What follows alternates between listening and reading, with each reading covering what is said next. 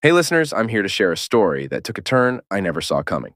It's about trust, betrayal, and a fight for my dignity.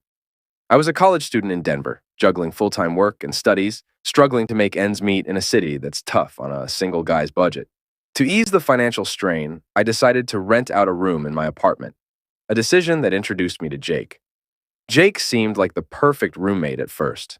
We hit it off over drinks, shared a love for the Colorado Rockies, and quickly became friends. It felt like a win win. I'd get some much needed cash, and I'd made a new friend. But then, things started getting weird. Jake began doing too much around the apartment. At first, it was cleaning and cooking, which I appreciated but felt uneasy about. The discomfort escalated when I found out he had washed and folded my laundry. It was crossing a personal boundary I hadn't realized I needed to defend. After confronting him, I thought we had reached an understanding, but I was wrong. One night, I bumped into Jake and a friend at a bar. When he stepped away, his friend let slip that Jake was more than just fond of me. He was obsessed.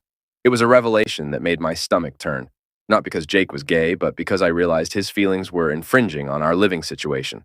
Things got even more uncomfortable when Jake made an unwanted advance, confirming his friend's words. I knew then that our living arrangement couldn't continue. When I told Jake he needed to find a new place, he seemed to understand and moved out without much fuss, but the peace didn't last long. Late one night, Jake threatened to release intimate photos and videos of me unless I let him move back in. I was floored. These were images I had no idea existed. He had been filming me without my knowledge. The violation of my privacy and trust was complete. I reported Jake to the police, clinging to a sliver of hope for justice, but the worst was yet to come. One night, I woke up bound and gagged, with Jake looming over me, revealing he'd drugged me and made copies of my keys and obsessed watching MU on the secret mini cameras he had hidden. He pleaded for me to understand his obsession with me had to become reality. The following weeks were a blur of fear and abuse, a nightmare that only ended when the police finally intervened after my prolonged absence raised alarms. Every day is a battle against the memories of what happened.